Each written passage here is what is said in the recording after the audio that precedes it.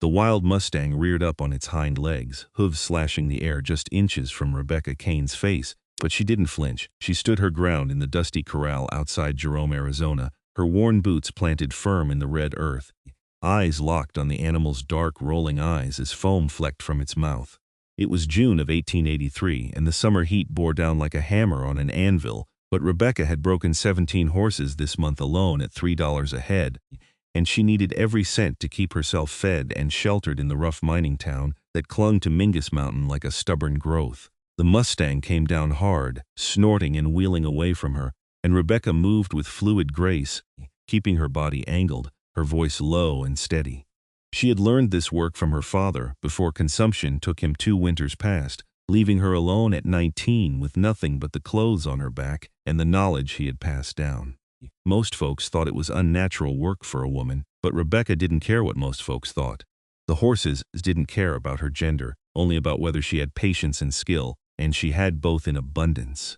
"Easy now," she murmured, taking a half-step closer. The Mustang's ears flicked back and forth, tracking her voice. "Nobody's going to hurt you, just got to get you gentled enough for whoever's buying."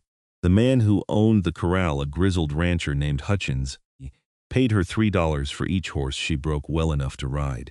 It was hard, dangerous work that most men wouldn't touch for twice the price, but Rebecca had discovered she had a gift for it. Something in her manner calmed even the wildest animals, though it sometimes took days of patient work before they would accept a saddle and rider. She had been working this particular Mustang, a dark bay with a white blaze, for 3 days now. Yesterday it had let her approach close enough to touch its neck. Today she hoped to get a rope on it. She kept moving in a slow circle, never directly toward the horse, always at an angle, non-threatening. The Mustang watched her, sides heaving, but it didn't bolt. Rebecca was so focused on the animal that she didn't hear the stranger approach the corral fence. Didn't notice him there, watching, until Hutchins called out, "Got yourself an audience, Miss Kane." She glanced over then, irritation flashing through her. She didn't like distractions when she was working, but the words died in her throat when she saw the man standing beside Hutchins. He was massive, easily 6.5 feet tall, with shoulders broad enough to fill a doorway. His arms, visible where his sleeves were rolled up past his elbows, were corded with muscle, sun-bronzed and powerful. Dark hair fell past his shoulders, tied back with a leather cord, and a thick beard covered his jaw. He wore buckskin trousers and a simple shirt that had seen better days, and he carried himself with the easy confidence of a man who had spent more time in the wilderness than in civilization. A mountain man, Rebecca recognized immediately. There were a few who came down to Jerome occasionally for supplies before disappearing back into the high country, but what caught her attention most were his eyes. Even from across the corral, she could see they were a startling blue, pale as ice, and they were fixed on her with an intensity that made her breath catch. "Don't mind me," the stranger said, his voice a deep rumble, "just watching you work." Rebecca turned back to the Mustang, trying to ignore the way her heart had started beating faster. She didn't have time for distractions, especially not the kind that came in the form of dangerous-looking mountain men. She needed to finish this horse and collect her $3. But she could feel his gaze on her as she worked, and it made her more aware of every movement she made. The Mustang seemed to sense her distraction and shied away when she got close, forcing her to back off and start the slow approach again. It took another 20 minutes before she finally got a rope around the bay's neck, and by then she was sweating and frustrated. She led the horse to the fence, tied it off, and only then allowed herself to look at the stranger again. He was still watching her, those pale eyes tracking her every move. Up close he was even more imposing, all hard muscle and rough edges, but there was something in his expression that wasn't threatening. Appreciation maybe, respect. "You got a light hand with them," he said. "Don't see that often." "Thank you," Rebecca said, wiping sweat from her forehead with the back of her hand. "Did you need something?" Hutchins spoke up before the stranger could answer. "This here's Boone Tucker. Come down from his place up in the mountains. Says he's got some horses need breaking." Rebecca's interest sparked. "How many?" "6, Boone Tucker said. "Caught them wild up in the high country. Strong animals, good bloodlines. But they've never seen a human before I roped them. I charge $3 a head," Rebecca said. "Same as I charge Mr. Hutchins here." "I know," Boone said. "He told me, but I'm not interested in $3 a head." Rebecca's shoulders sagged. She should have known. Everyone wanted to negotiate to get her to lower her price because she was a woman. "I don't bargain," she said, steel in her voice. $3 is fair for the work I do. If you don't think so, you can take your horses elsewhere." "I think $3 is robbery," Boone said, and Rebecca's hands clenched into fists. But then he continued, "I'll pay you $10 a head, and if you can break all 6, I'll offer you steady work at my place. Room and board included, plus wages." Rebecca stared at him, certain she had misheard. $10? "That's right. I've been watching you work for the last hour. You're better than any horsebreaker I've seen, man or woman. My horses are wilder than what you've got here, and I need someone who won't ruin them. Someone who'll gentle them proper." He paused, his gaze steady on hers. "And I'm guessing you could use steady work. Jerome's not an easy place for a woman alone." Rebecca's pride bristled at that last comment, but she couldn't deny the truth of it. She had been scraping by for 2 years now, taking whatever work she could find. Breaking horses for Hutchins when he had them, doing laundry, mending clothes, whatever would earn her enough to pay for the tiny room she rented above the general store. Steady work with room and board would be a godsend, but she had learned to be cautious about offers that seemed too good to be true. "Where's your place?" she asked. "About 15 miles northeast, up in the high country. Got a cabin and some land, raise horses and hunt for pelts in the winter. It's isolated, but it's honest work, and you're offering room and board. What exactly does that mean?" Boone's expression didn't change, but Rebecca thought she saw a flicker of understanding in his eyes. "Separate quarters," he said firmly. "I've got a small cabin built separate from the main house. You'd have your own space, your own privacy. The work would be breaking and training horses, nothing else. I'm not looking for anything but a good horse trainer, Miss Kane." The way he said it, direct and honest, made Rebecca believe him. Still she hesitated. Going off to an isolated mountain cabin with a strange man was exactly the kind of thing respectable women didn't do. But then, Rebecca had given up on being respectable when she started breaking horses for a living. "I need to think about it," she said finally. "Fair enough. I'll be in Jerome for 2 more days, staying at the boarding house. You can find me there when you've decided." Boone tipped his head to her, a gesture that was almost courtly despite his rough appearance, then turned and walked away with long, easy strides. Rebecca watched him go, her mind churning. Hutchins let out a low whistle. "That's quite an offer, Miss Kane. Boone Tucker's known around these parts as an honest man, if a solitary one. Keeps to himself mostly, but he pays his debts and doesn't cause trouble. You know him. Known of him for years. He's been up in those mountains for near about a decade, ever since he came back from wherever it was he'd been before that. Trappers and hunters speak well of him, says he knows the high country better than any man alive." Hutchins scratched his chin. "If I were you, I'd consider his offer seriously. $10 a head is generous and steady work's hard to come by." Rebecca knew he was right, but the thought of leaving Jerome, of going up into the mountains with a stranger, filled her with a mix of fear and something else she couldn't quite name. Anticipation, maybe. The possibility of something different. Something more than the day-to-day struggle she had been living. That night, lying in her narrow bed in the cramped room above the general store, Rebecca stared at the ceiling and thought about Boone Tucker's offer. $10 a head for 6 horses would be $60, more money than she usually made in 6 months. And steady work after that, with room and board, would mean she could finally stop worrying about where her next meal was coming from. But it was more than the money that kept her awake. It was the memory of those pale blue eyes, the way Boone had watched her work with what seemed like genuine appreciation, the respect in his voice when he spoke to her. Most men in Jerome looked at her like she was either a curiosity or something vaguely shameful, a woman doing man's work. But Boone Tucker had looked at her like she was skilled at something valuable.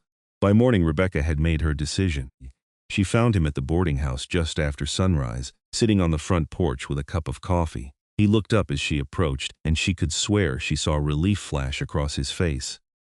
"I'll take your offer," she said without preamble. $10 a head for 6 horses, and then we'll discuss the steady work once I see your setup." Boone stood, setting down his coffee cup. "That's good news. When can you be ready to travel? Give me a day to settle my affairs here." "I'll meet you the day after tomorrow. First light, I'll have a horse ready for you." He extended his hand, and Rebecca shook it, feeling the calluses on his palm, the strength in his grip. "Thank you, Miss Kane. I think this will work out well for both of us." Rebecca spent the next day packing her few belongings and saying her goodbyes. There weren't many people to tell. She had kept mostly to herself during her time in Jerome, knowing that friendship was a luxury she couldn't afford. But she stopped by to let Hutchins know she'd be leaving, and the old rancher seemed genuinely sorry to see her go. "You've got my recommendation if you ever need it," he said. "You're the best horsebreaker I've seen in 40 years of ranching." The compliment warmed her more than she expected. "Thank you, Mr. Hutchins. That means a lot." She met Boone at the edge of town as the sun was just starting to paint the sky pink and gold. He had 2 horses, a sturdy roan for himself and a smaller chestnut mare for her. Rebecca approved of his choice. The mare looked gentle but strong, perfect for the mountain trails. "She's yours to use while you're working for me," Boone said, as Rebecca loaded her pack onto the mare. "Name's Copper. She's got good footing on rough terrain." They rode out of Jerome as the town was waking up, heading northeast into country that grew steadily wilder and more beautiful. The red rocks gave way to pine forests, and the air grew cooler and cleaner as they climbed in elevation. Boone set a steady pace, not pushing the horses but making good time, and Rebecca found herself relaxing into the rhythm of travel. They didn't talk much at first. Boone seemed comfortable with silence, and Rebecca was too busy taking in the scenery to feel the need for conversation. But as the morning wore on and they stopped to water the horses at a clear stream, Boone spoke up. "Can I ask you something, Miss Kane?" "Rebecca," she said. "If we're going to be working together, you might as well use my given name, Rebecca, then, and you can call me Boone." He paused, seeming to choose his words carefully. "How did you get into horsebreaking? It's not usual work for a woman." Rebecca had been asked this question before, usually with judgment in the tone, but Boone sounded genuinely curious, so she answered honestly. "My father taught me. He was a horse trainer, one of the best, worked for big ranches all over the territory. My mother died when I was young, so he took me with him everywhere, started teaching me when I was about 8 years old. He must have been a good teacher. He was. He taught me to read horses, to understand what they're thinking and feeling. Said it was more important than strength or speed, that patience and understanding would break a horse better than force ever could." Rebecca looked down at the clear water running over smooth stones. "He died 2 years ago. Consumption. After that, I had to make my own way." "I'm sorry," Boone said, and the simple sincerity in his voice made Rebecca's throat tight. "What about you?" she asked, wanting to change the subject. "How did you end up in the mountains?" Boone was quiet for a moment, and Rebecca thought he might not answer. But then he said, "I grew up in Missouri, worked on my family's farm until I was 18. Then I headed west, did some scouting for wagon trains, some trapping, some hunting. Fought in a few Indian skirmishes before I realized I didn't have the stomach for killing folks who were just trying to protect their land." He shrugged, "Found this spot about 10 years ago and decided to settle. It suits me, the solitude. But I could use some help with the horses. I'm good at catching them, not so good at the patient work of breaking them." Rebecca smiled at that. "Well, that's what I'm here for." They reached Boone's place late in the afternoon, and Rebecca's first sight of it took her breath away. The cabin was nestled in a high valley, surrounded by towering pines, with a view of distant peaks still capped with snow even in June. A stream ran through the property, and there were several corrals built from sturdy pine logs. The main cabin was larger than Rebecca had expected, well built and well maintained, with a stone chimney and real glass windows. About 50 yards away stood a smaller cabin, newer looking, and Boone gestured toward it. "That's yours. Built it this spring, thinking I might eventually need help around here. It's got a stove, a bed, and a table. Simple but weatherproof." Rebecca dismounted and walked to the small cabin, pushing open the door. It was indeed simple, just one room, but it was clean and well made, with a real bed frame and mattress, a small wood stove, and a table with 2 chairs.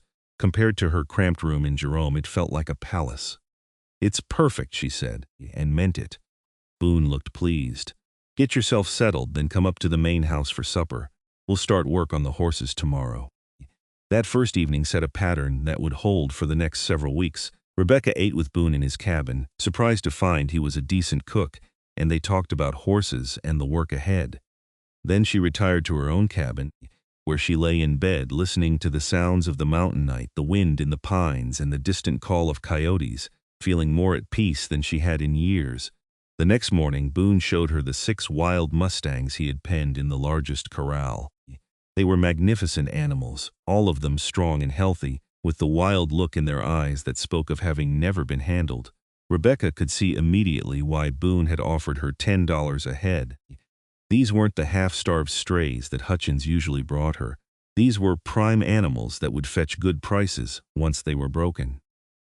"I'll start with that one," Rebecca said, pointing to a dapple gray mare that seemed calmer than the others. "Work my way up to the more difficult ones." She spent the entire day in the corral with the gray mare, not trying to catch her or even get close, just moving around the space, letting the horse get used to her presence. Boone watched from the fence for a while, then disappeared to do his own work, checking trap lines and cutting firewood. But Rebecca was aware of him coming back periodically to check on her progress, and she found she didn't mind. Unlike the gawkers who sometimes gathered to watch her work in Jerome, Boone's attention felt supportive rather than judgmental. By the end of the week, Rebecca had a rope on the gray mare and was able to approach close enough to touch her neck and shoulders. It was faster progress than she usually made with wild horses, and she attributed it to the peaceful environment. The mare could sense there was no danger here, no predators lurking, just patient, steady work. In the evenings, Rebecca and Boone fell into an easy companionship. They would sit on his porch after supper, watching the sun set behind the mountains, talking about horses and the land, about their pasts and their hopes. Rebecca found herself opening up to Boone in ways she hadn't with anyone since her father died, telling him about her childhood following her father from ranch to ranch, about the loneliness of the past 2 years. Boone, in turn, told her about his years in the mountains, about the harsh winters and the beauty of the high country in spring, about the satisfaction of living by his own hands and wits. He spoke carefully, choosing his words with the precision of a man who spent most of his time alone, but there was a warmth in his voice when he talked to her that made Rebecca's heart beat a little faster. It was during one of those evening conversations about 2 weeks after Rebecca had arrived that she realized she was falling for him. They had been talking about nothing in particular, just the small details of the day, when Boone laughed at something she said. It was a full, genuine laugh, and it transformed his face, softening the hard edges and making his eyes crinkle at the corners. In that moment, Rebecca saw past the intimidating mountain man exterior to the kind, lonely man beneath, and something shifted in her chest. She looked away quickly, afraid he might see the emotion on her face, but her hands were trembling as she reached for her coffee cup. If Boone noticed, he didn't say anything, and Rebecca was grateful. She wasn't sure what to do with these feelings. She had never had time for romance before, had never met a man who interested her beyond casual friendship. But Boone Tucker was different. He treated her as an equal, respected her skills, and made her feel safe in a way she hadn't felt since her father was alive. The gray mare was ready for a saddle by the 3rd week, and Rebecca worked carefully to get her accustomed to the weight on her back. Boone helped with this part, holding the mare steady, while Rebecca eased the saddle on, then off, then on again, over and over, until the horse accepted it without flinching. Working together with him, Rebecca became acutely aware of Boone's physical presence. The strength in his arms as he held the rope, the way his muscles moved under his shirt, the smell of pine and leather that seemed to cling to him. More than once their hands brushed as they worked, and each time Rebecca felt a jolt of electricity that made her breath catch. She wondered if Boone felt it too, but he gave no sign. Remaining focused on the work at hand, by the end of the month, Rebecca had the gray mare fully broken and had started work on a second horse, a young black stallion with a fiery temperament. This one was proving more difficult, testing her patience and skill, but Rebecca welcomed the challenge. It kept her mind occupied and gave her an excuse to avoid thinking too hard about her growing feelings for Boone. But one afternoon, as she was working the black stallion in the corral, something went wrong. The horse, which had been accepting her approach all morning, suddenly spooked at something Rebecca didn't see. It reared up, higher than she expected, and one of its hooves caught her shoulder as she tried to dodge away. The impact sent her sprawling in the dirt, pain exploding through her shoulder and down her arm. She heard Boone shout her name, heard him vault the fence with an agility surprising for a man his size, but her vision was graying at the edges and she couldn't seem to catch her breath. Then Boone was there, kneeling beside her, his hands gentle despite their size as he carefully checked her over. "Rebecca, can you hear me? Where does it hurt?" "Shoulder," she managed to gasp out. The pain was intense, radiating down her entire left side. Boone carefully probed her shoulder, and Rebecca had to bite back a cry. "I don't think it's broken," he said, "but it's a bad bruise at minimum. We need to get you inside." He lifted her as easily as if she weighed nothing, cradling her against his broad chest, and carried her to his cabin. Rebecca wanted to protest that she could walk, but the pain was making her dizzy, and truth be told, she didn't mind being in his arms. He was warm and solid, and she could hear his heartbeat, strong and steady. Boone laid her carefully on his bed, the only bed in the main cabin, and went to fetch water and clean cloths. When he came back, he helped her out of her shirt with careful, respectful movements, leaving her in just her undershirt, and cleaned the scrape on her shoulder where the hoof had caught her. His hands were surprisingly gentle for their size, and his face was set in lines of concentration and concern. "You're going to have a hell of a bruise," he said quietly. "But I don't think there's any serious damage. You need to rest for a few days. Let it heal." "I need to finish the stallion," Rebecca protested weakly. "The stallion can wait. You're no good to anyone if you hurt yourself worse trying to work through an injury." Boone's voice was firm, leaving no room for argument. "You'll stay here where I can keep an eye on you. I'll take the small cabin." "That's not necessary," Rebecca said. "I can make it to my cabin, Rebecca." Boone looked at her, and the intensity in his pale blue eyes made her breath catch. "Please, let me take care of you, just for a few days." There was something in his voice, a note of almost desperate concern, that made Rebecca realize this was about more than just a work injury. Boone was genuinely worried about her, cared about her well-being in a way that went beyond employer and employee. "All right," she said softly. "Thank you." Over the next 3 days, as Rebecca recovered, Boone proved to be an attentive caretaker. He brought her meals, changed the dressing on her shoulder, kept her company when she was restless, and gave her space when she needed to rest.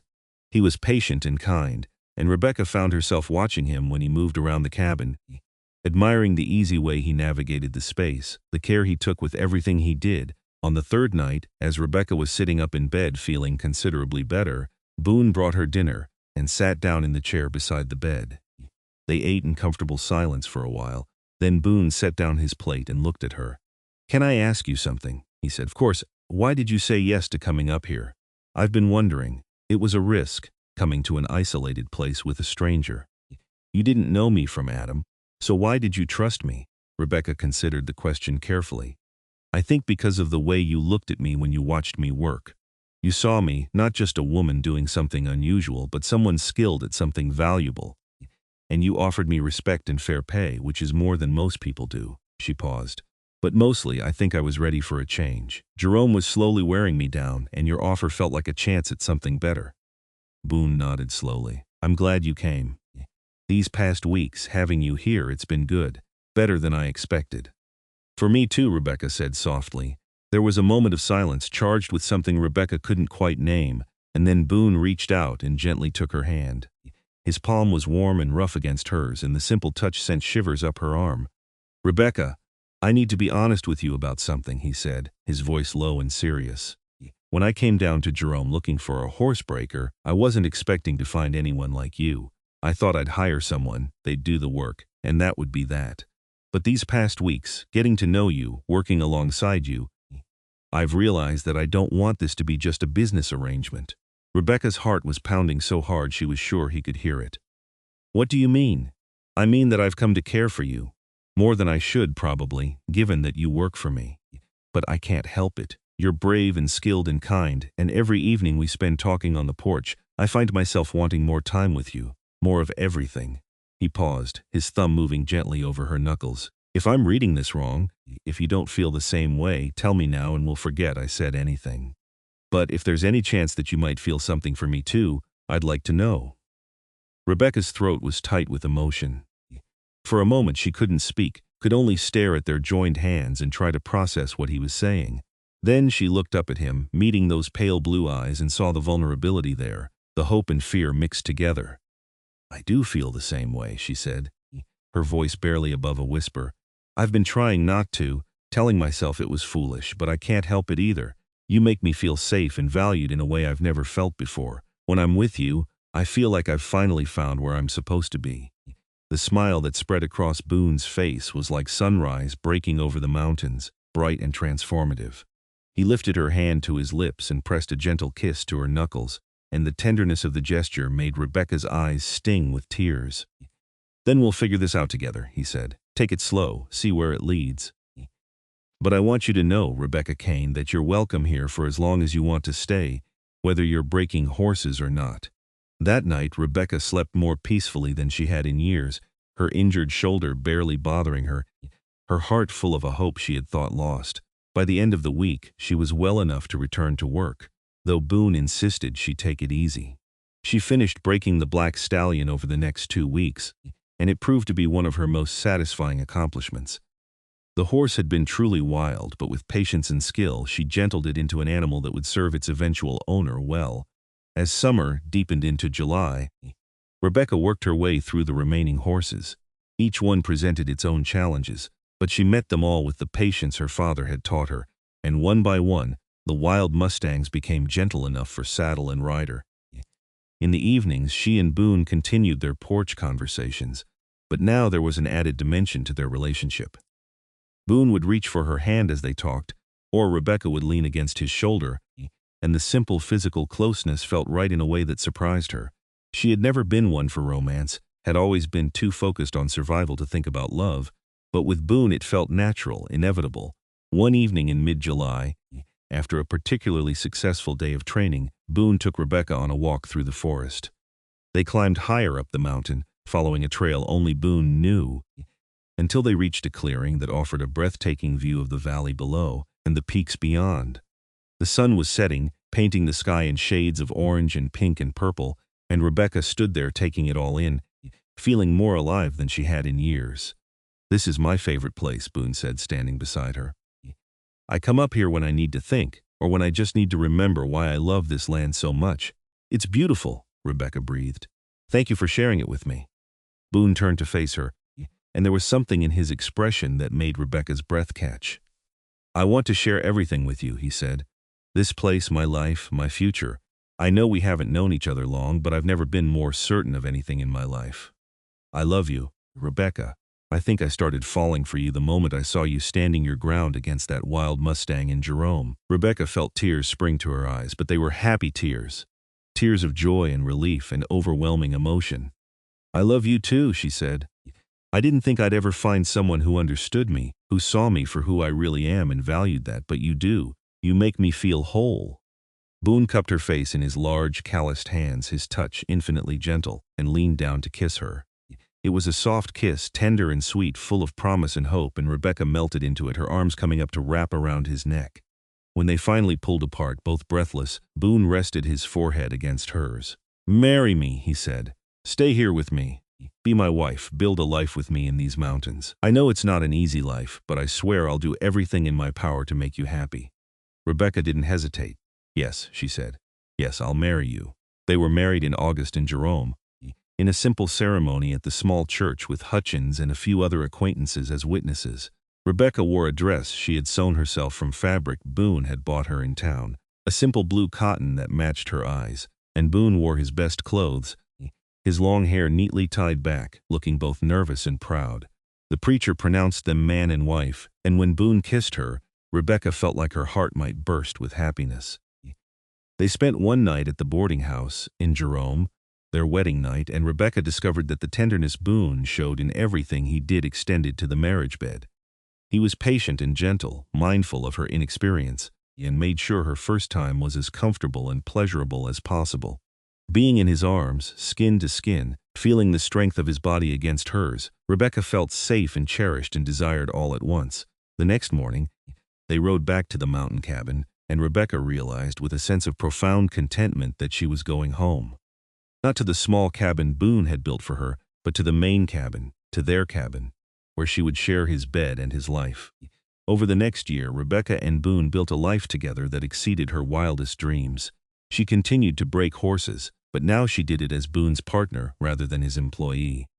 They built up a reputation across the territory for producing the best trained horses available, and people came from as far as Tucson and Prescott to buy animals they had worked together. Boone taught Rebecca to hunt and trap, skills she had never learned from her father, and she proved to be a quick study.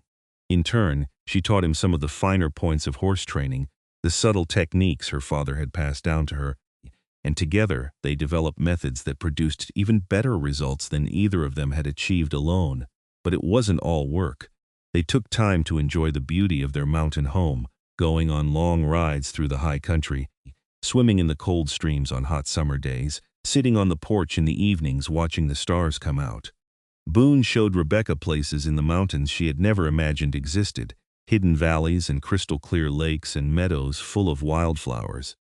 In the winter, when snow made travel difficult and work was scarce, they would spend long evenings by the fire, Boone reading aloud from the books he had collected over the years while Rebecca mended clothes or worked on leathercraft.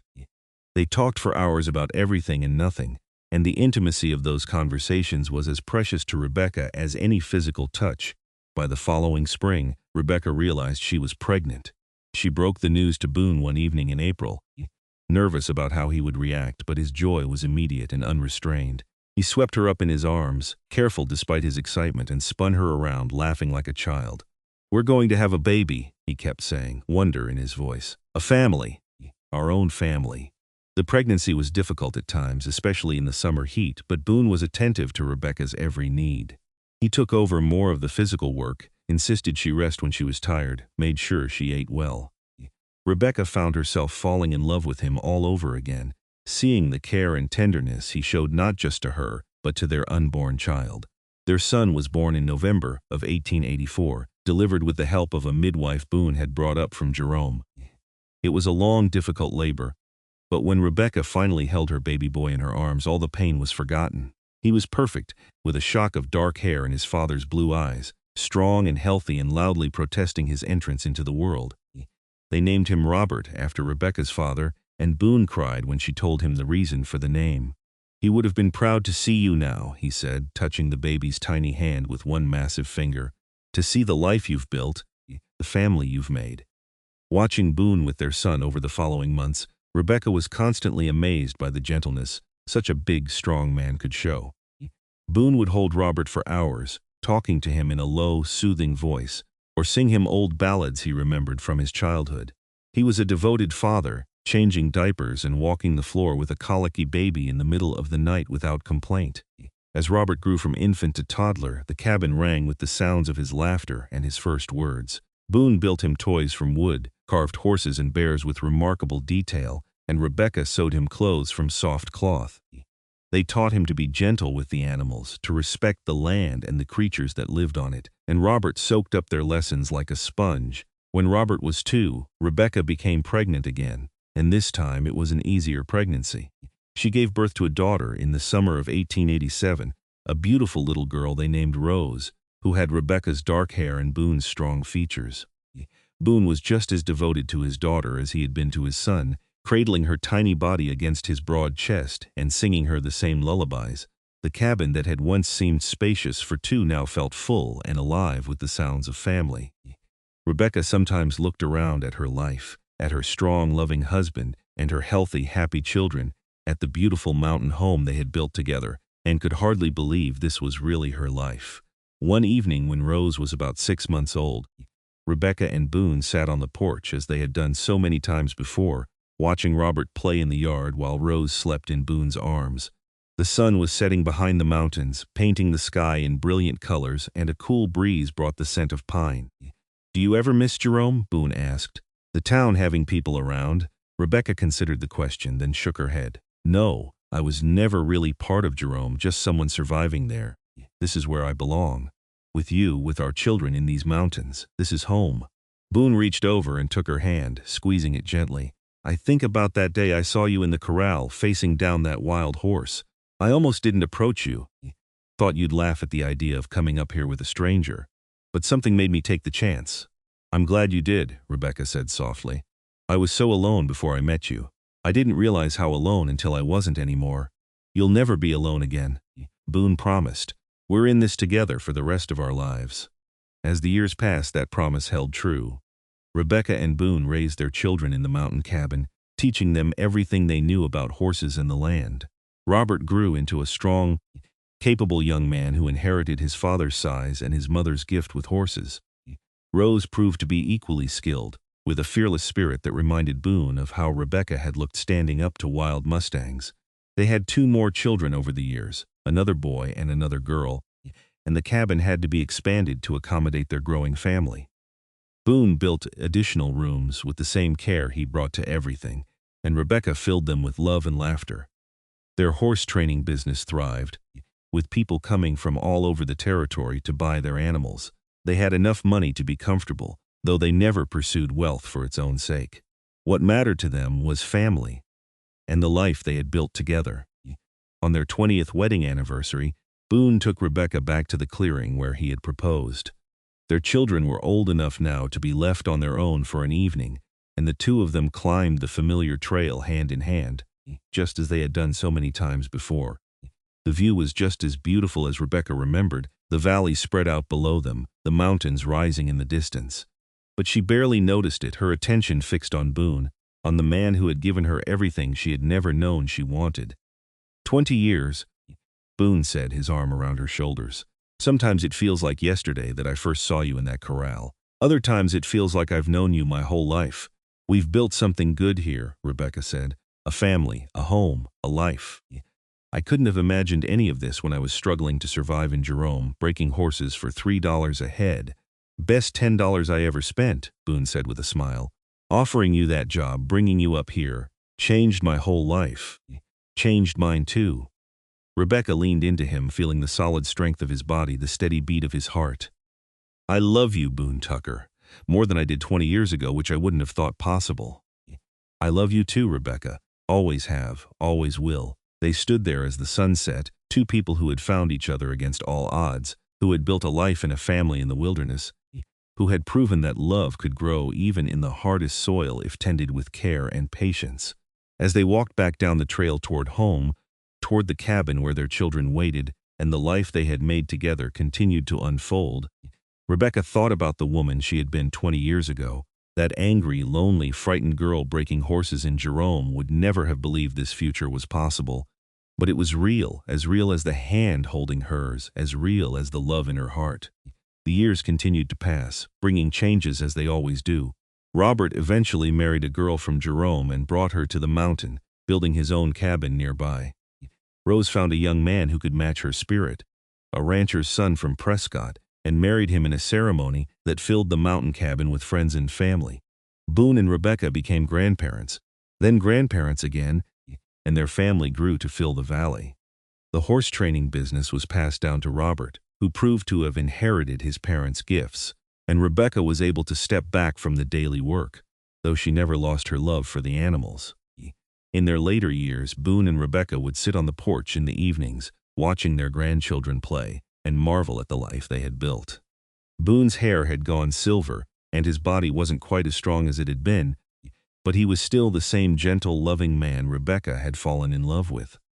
Rebecca's hands were gnarled with arthritis, making the detailed work of horse training difficult, but she could still calm a wild horse with her voice and her presence. One evening, when Boone was 70 and Rebecca 68, they sat together watching the sunset as they had done thousands of times before. Boone's arm was around Rebecca's shoulders, and she was leaning against him, comfortable in the silence they had learned to share. I've been thinking, Boone said after a while, about everything we've been through together. All the horses we've trained, all the children we've raised, all the years we've shared. And? Rebecca prompted, hearing something in his tone.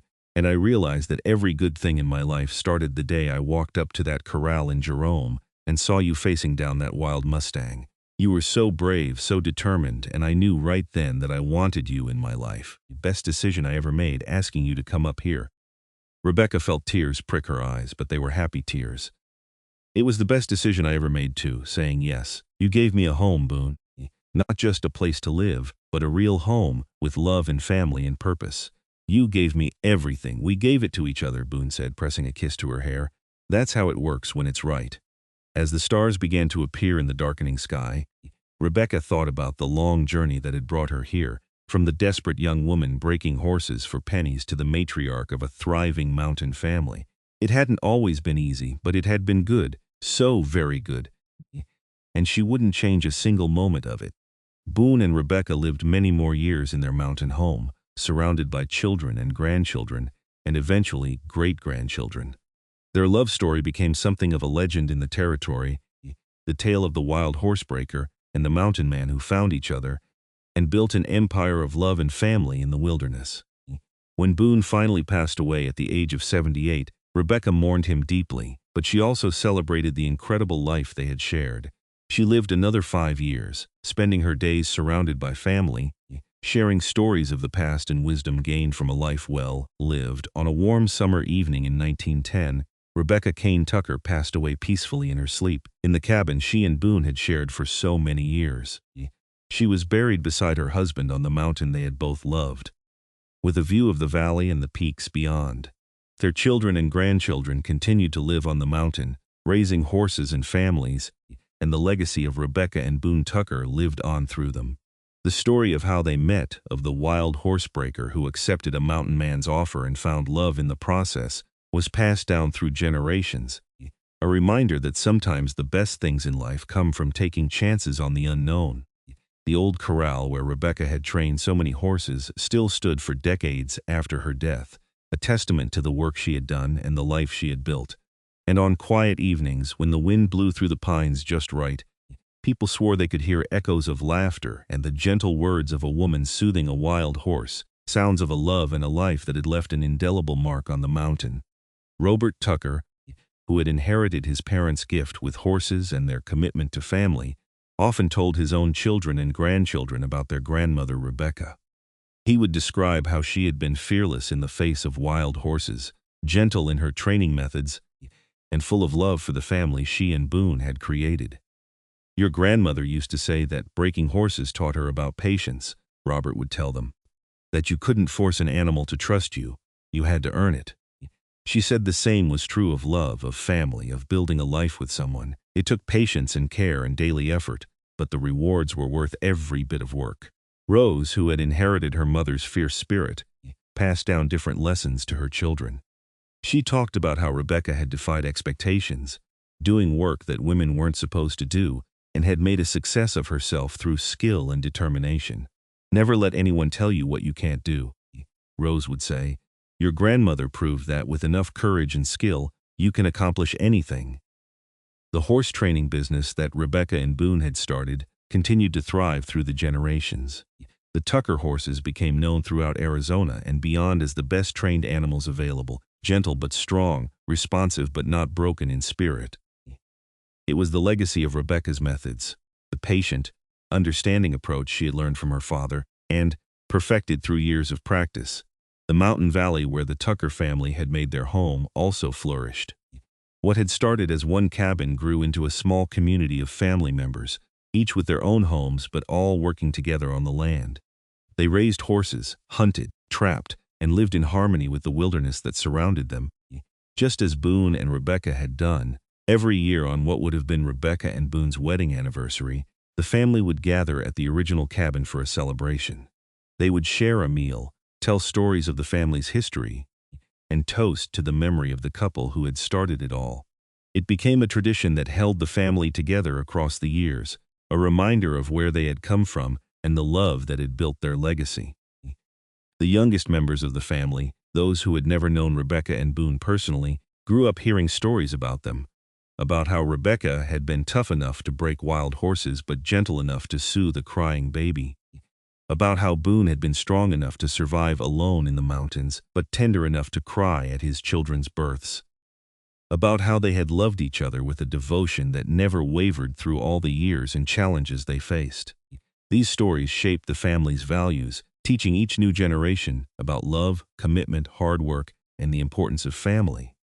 The Tucker children learned to face challenges with courage, to treat others with respect, and to value the bonds of love and kinship above all else. As the 20th century progressed and the world changed around them, the Tucker family held on to the traditions and values Rebecca and Boone had established. They adapted to new times while preserving the core of who they were, people of the mountain who understood the value of patience, hard work, and love. The cabin where Rebecca and Boone had raised their family was eventually turned into a kind of family museum, preserved as it had been in their lifetime. Robert's grandson, who had a gift for woodworking like his great-grandfather Boone, carefully maintained and restored it, ensuring that future generations could see where it all began. Inside the cabin, carefully preserved, were the tools Rebecca had used for horse training, the saddles and bridles she had crafted with her own hands. There were the books Boone had read aloud on winter evenings, the rocking chair where Rebecca had nursed her babies, the bed where they had slept side by side for over 50 years. Each item told a story, and together they painted a picture of a life filled with love, hard work, and devotion. On the mantel above the fireplace sat a photograph, one of the few that existed of Rebecca and Boone.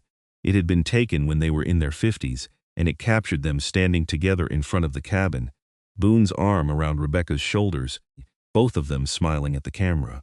You could see the love in their eyes, the contentment in their expressions, the deep connection between them.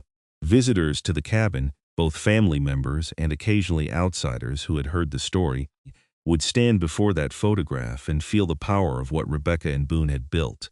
It wasn't just a family or a business or a home they had created. It was a testament to what love could accomplish, to the strength that came from two people committing themselves fully to each other and to building something that would last beyond their own lifetimes. The story of Rebecca Kane and Boone Tucker became more than just family history. It became a source of inspiration, a reminder that love could be found in unexpected places, that taking risks could lead to incredible rewards, and that a life built on mutual respect, hard work, and devotion was a life well lived. People throughout Arizona knew the story, and it was often told when someone was facing a difficult decision or contemplating a major change in their life. "Remember Rebecca Kane," they would say. "She took a chance on a stranger and an uncertain future, and look what came of it."